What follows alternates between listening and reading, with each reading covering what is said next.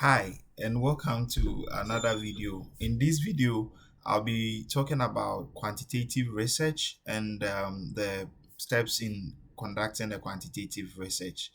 So, we all understand that quantitative research as a research methodology seeks to explore or explain a relationship between an independent variable and a dependent variable, and it could be a cause and effect relationship, or we also it could also be just trying to explore how they are related. These variables are related. So I'll be taking you through some of the steps briefly. So the first thing to do in dealing with or in going through a quantitative research is, first of all, to come up with a problem. You need a problem. What is your research all about? Do you have a problem that your study is seeks to enlighten everyone about? So once you are set with a problem that you want to investigate, now the next thing to do is to read and get to know what others have done in terms of literature, what there is in literature and all that. So in reading literature, you'll be able to identify the direction of research, whether what you are trying to do has been done before, and if it has been done and you also want to do a replication, you can go ahead as well. So, first of all, you begin with a problem, you do literature review to get to know what others have done and where the research direction seeks to, and how your study would inform literature. Doing that will also give a strong justification for what your study seeks to do.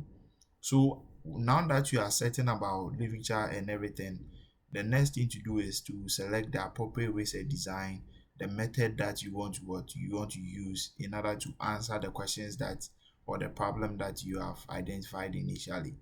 So um, the research design could be experimental, it could be a correlational, um, it could be a survey that you want to conduct.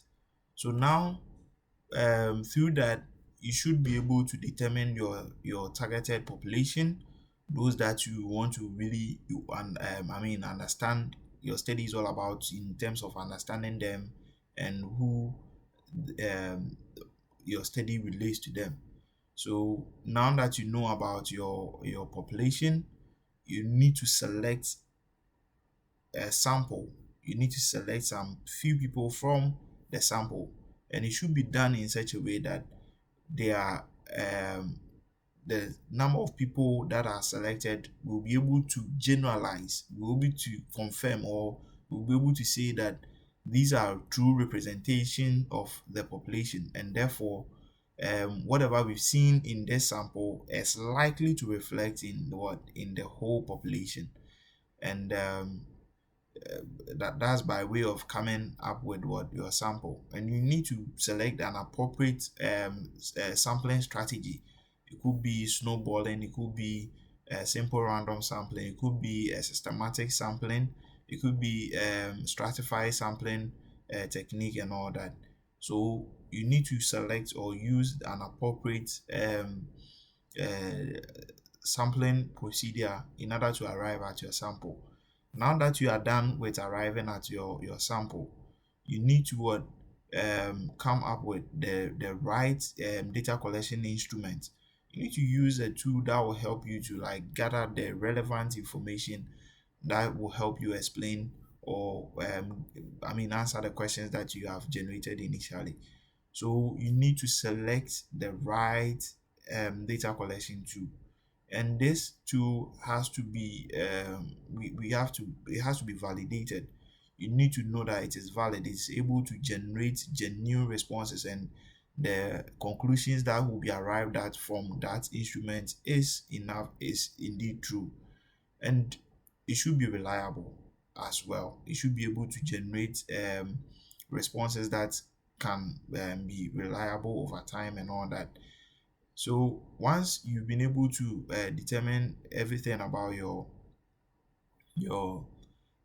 instrument. Now you need to consider IRB and confidentiality, anonymity, and all that. Make sure that your subjects that are being engaged are being protected in all at all times. Then after that, you also select the right statistical tool in order to analyze the data that you've gathered. It's very important to apply the right statistical tool. If it is a correlational study, there is no need to use a statistical tool that compares two groups. You should be able to use the appropriate statistical tool.